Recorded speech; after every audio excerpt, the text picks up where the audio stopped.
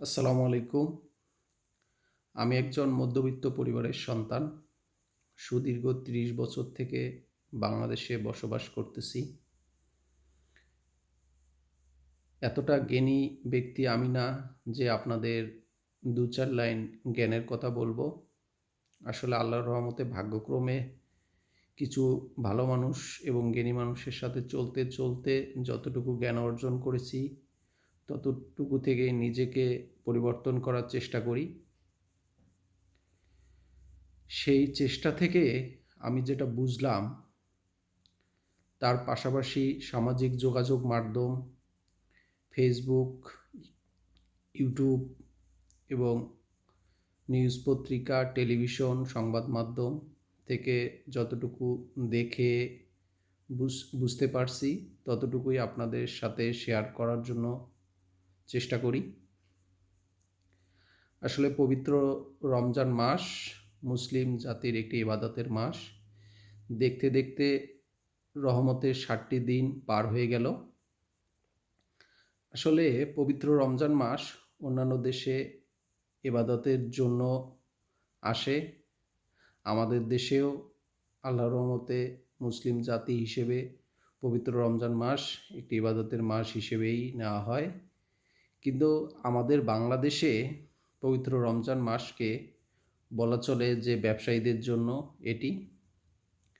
এটার কারণ হচ্ছে পবিত্র রমজান মাস।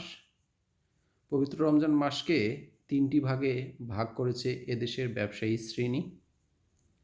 প্রথম ১০ দিন লেবু, তরমুজ ও খেজুর ব্যবসায়ীদের জন্য, যেখানে ইফতারের জন্য বানানো শরবত লেবু দিয়ে তৈরি হয়, সেই লেবু হালি ১০০ থেকে ১২০ টাকা। এজন্যই প্রথম ১০ দিন হচ্ছে সবজি ব্যবসায়ীদের জন্য, আর দ্বিতীয় ১০ দিন হচ্ছে পোশাক ব্যবসায়ীদের জন্য। এটার পিছনে কারণ হচ্ছে ওই ১০ দিন পোশাক খাতে যে এতটা মূল্য বৃদ্ধি পায়, আমার মতো মধ্যবিত্ত একটা পরিবারের সন্তান হিসেবে আমি যতটুকু বুঝি, পুরো বছরের যে প্রফিট আর্নিং করতে হবে, সেটা মনে হয় দ্বিগুণ বৃদ্ধি পেয়ে পোশাক ব্যবসায়ীরা তাদের ব্যবসা পরিচালনা করে থাকে। আর তৃতীয় ১০ দিন হচ্ছে পরিবহন ব্যবসায়ীদের জন্য। কারণ আমার মতো হাজারো যুবক কর্মসংস্থানের সন্ধানে গ্রামের বাইরে থাকে, বিশেষ করে ঢাকা শহরে ও বিভিন্ন স্থানে থাকে। হয়তো বাবা মা, স্ত্রী, সন্তান তাদের গ্রামে থাকে। প্রতি ঈদে নারীর টানে ও পরিবারের টানে আমরা গ্রামে যাওয়ার ইচ্ছে পোষণ করে থাকি। কিন্তু পরিবহন সেক্টরে দ্বিগুণ দাম বৃদ্ধি করে দেয় পরিবহন ব্যবসায়ীরা।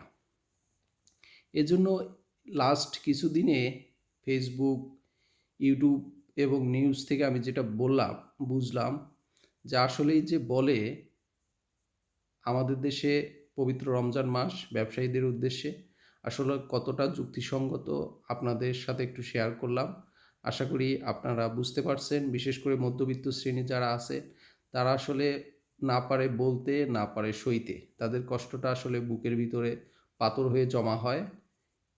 আমি দোয়া করি সে সকল মধ্যবিত্ত পরিবারের মানুষজনকে তাদের এই কষ্ট ইনশাল্লাহ আল্লাহ রাব্বুল আলামিন লাঘব করবে, সে আশা ব্যক্ত করে আমার কথা শেষ করছি। সবাই ভালো থাকবেন। ধন্যবাদ। আসসালামু আলাইকুম।